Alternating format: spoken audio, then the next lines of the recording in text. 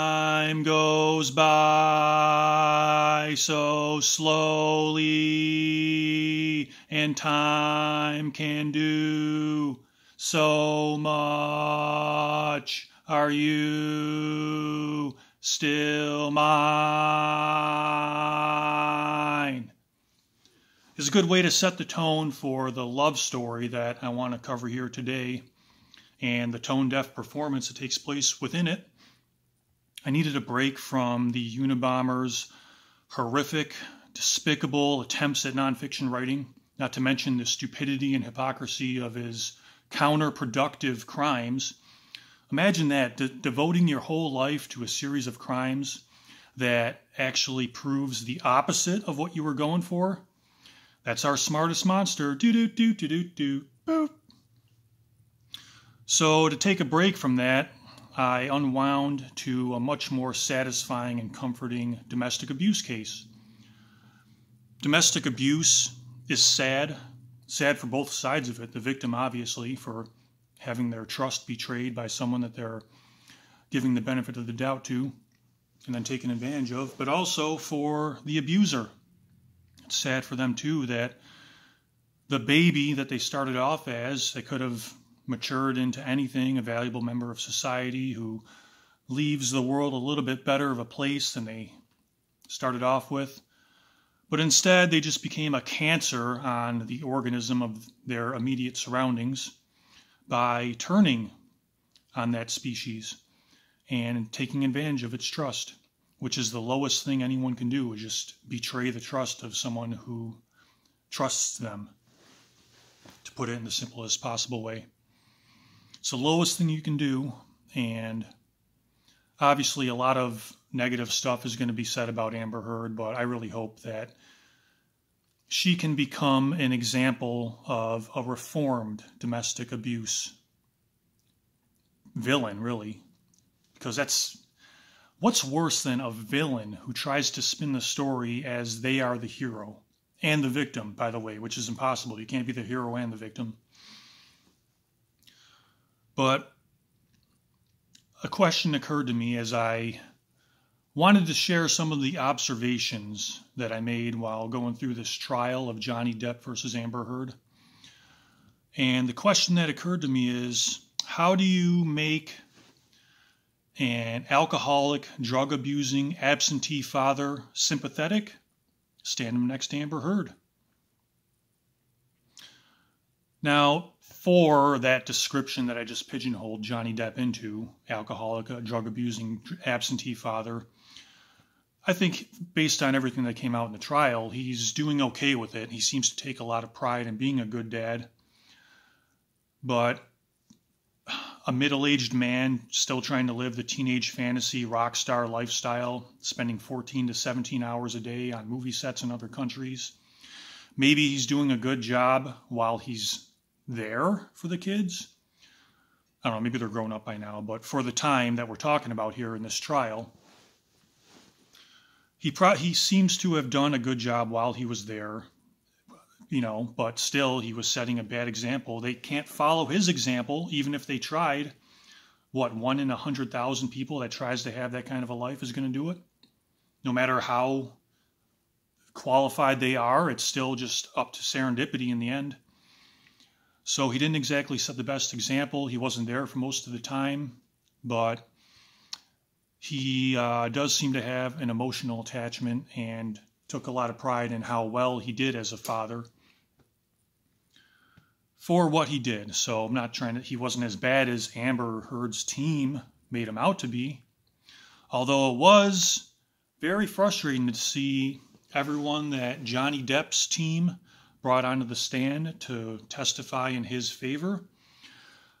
They came off as so genuine and honest when Johnny Depp's lawyers were questioning them, and then just infuriatingly evasive when Amber Heard's team would start to question Johnny's drug and alcohol abuse and some of his lifestyle choices. The middle-aged man trying to be a teenage fantasy rock star type stuff. All of a sudden, you would hear "I don't recall" 200 times in a row for stuff that would be known by people in Johnny Depp's personal life. Of course you recall that. You're just lying because that's what the lawyers told you to say. I don't recall when you don't want to answer something. So that's where I started to feel bad for Amber Heard's team, in that they were just fighting a losing battle. They were trying to drink from an empty cup that had no liquid in it because they were trying to pull from nothing but lies. I mean, they were building, that's what liars do. They build upon things that actually happened. But in the end, the team that has the truth on their side is going to prevail. Most times, let's say. I mean, obviously, there are innocent men and women sitting in jail because of people like Amber Heard, who were convincing and formidable enough to take their lies and trick enough people that they got away with their lies. You know, this is just, that's where I go to the satisfying and comforting part. You know, I'm not trying to make light of domestic abuse. It's horrible. But the satisfying part is that justice did prevail in this case. And it's comforting to know that the system still works most of the time, because there are men sitting in jail, and women too, for people like Amber Heard, the villains who tried to be the victims. And boy, oh boy,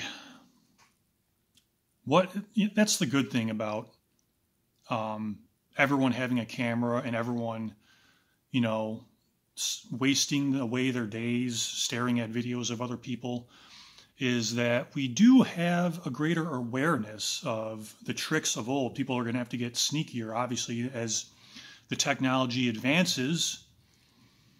People will have to get, the people who want to take advantage of the technology have to get sneakier, but the majority of people who just want to enjoy it and live an honest life also have to stay up to date on how to spot those sneaky tactics. And what happens is people like Amber Heard, they will be trying to deceive by the old ways because that's what they grew up on, and that's what they saw worked. But now they're doing it for an audience of people who watch fake actors trying to be victims all the time, and also genuine people who are honestly victims. They see examples of that almost every day. If they're coming to watch this case, probably members of the jury were in that audience.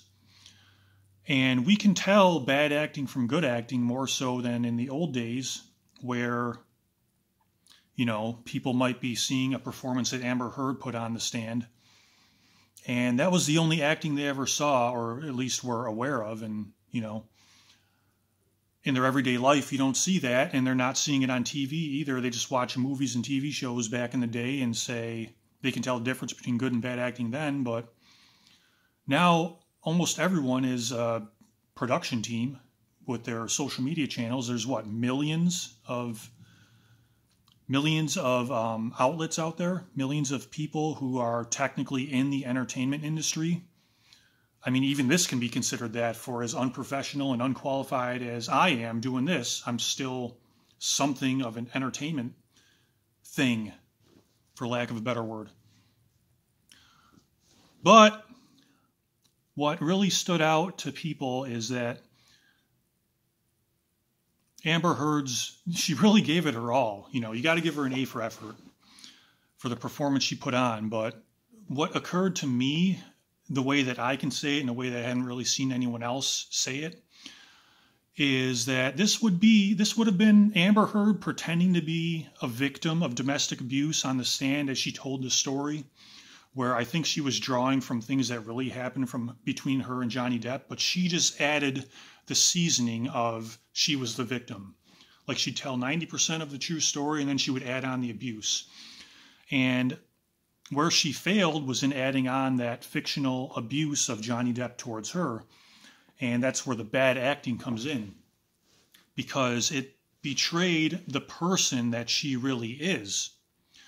We can see from the way she tells the story when she's not talking about the abuse, she's a formidable character, kind of in control of her words, and knows what she wants and is going to do whatever it takes to go get it. That's what we hear in the way that she talks. She's like, you know, when she was defending herself from Johnny Depp's lawyers, saying, about the money that she allegedly donated, and she said pledge.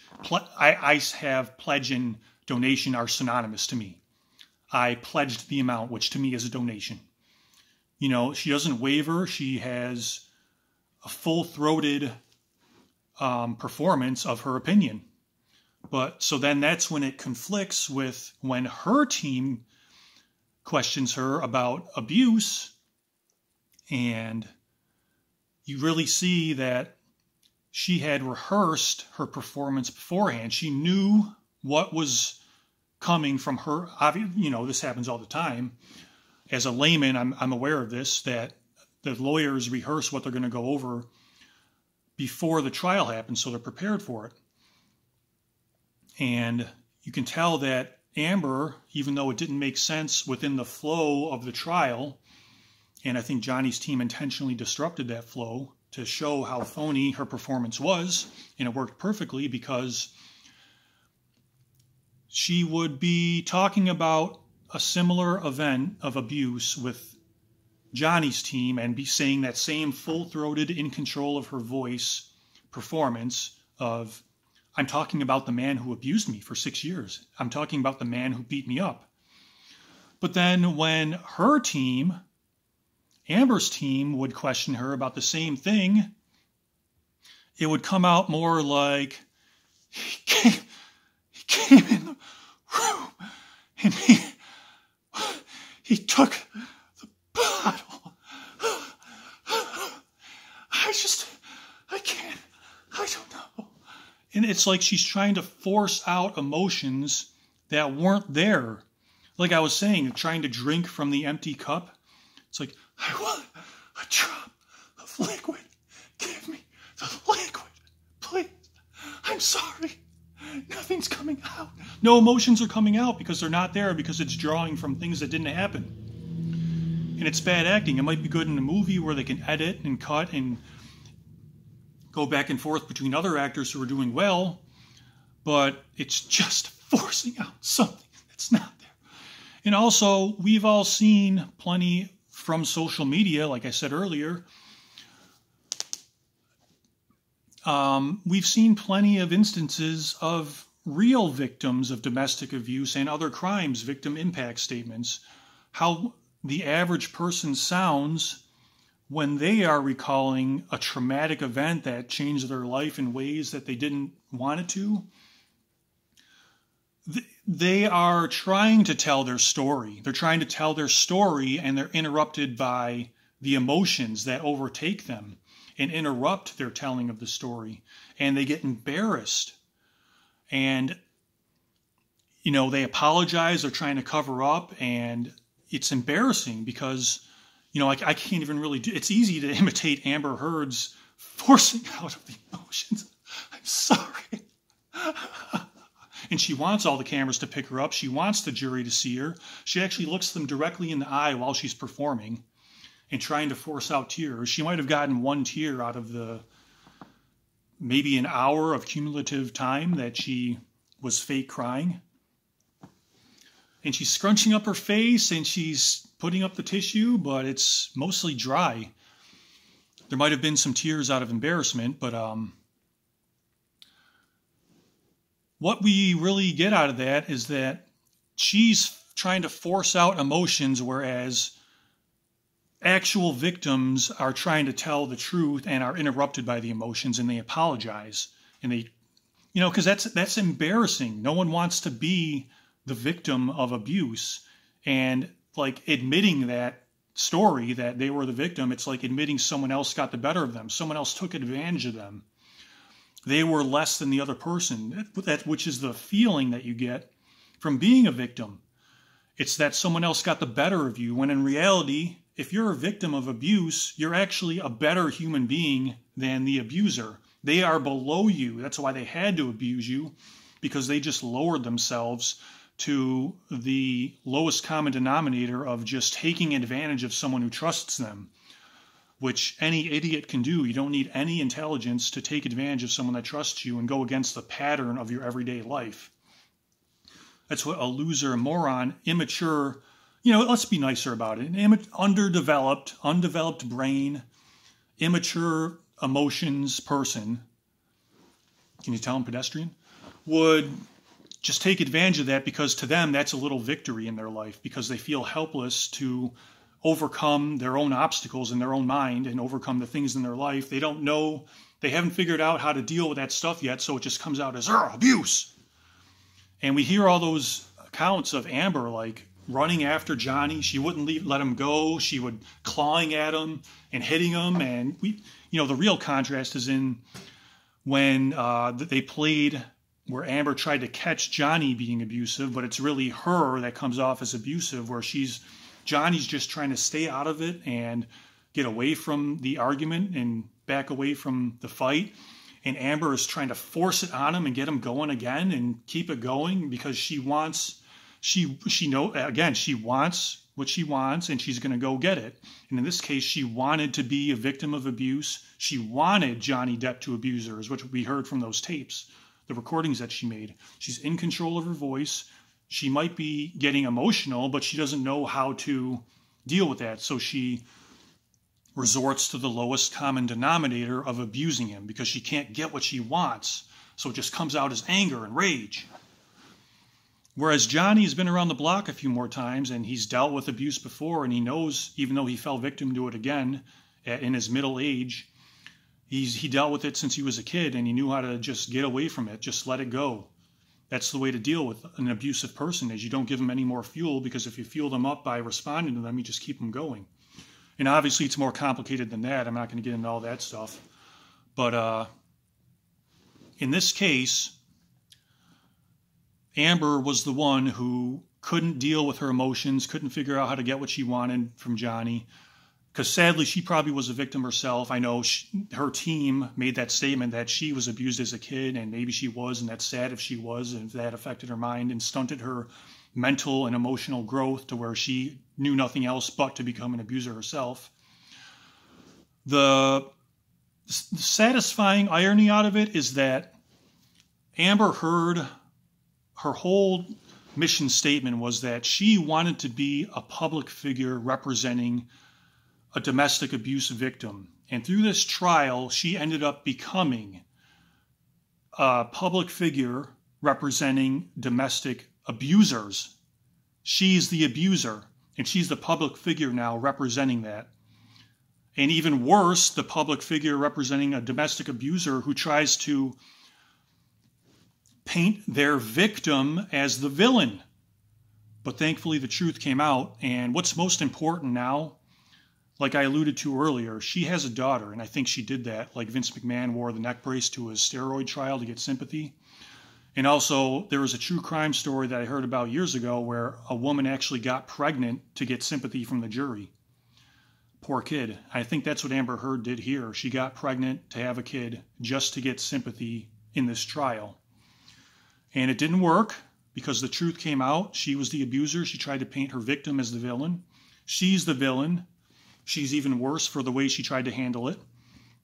Is now the public figure representing domestic abusers, but she can still redeem herself now that she's a mother. Even if it's fake, even if there's no emotion in it because she was stunted from an early age and has no emotional growth, even if it's just to repair her public image, what's most important now is that that kid is raised right. And she can do that by raising that kid right, even if it's fake, just to repair her image. That kid, if that kid can grow up to be a decent member of society, thanks to her parenting, then she can be the best thing of all. The best thing to come out of this case is that Amber Heard becomes a public figure representing domestic abusers who can redeem themselves, because it can happen. Being a domestic abuser and publicly humiliated on a worldwide stage doesn't need to be the end. They can redeem themselves, and hopefully, for the sake of the kids, Amber Heard does that. So those are some observations I made about it. Just wanted to share them. Have a nice day.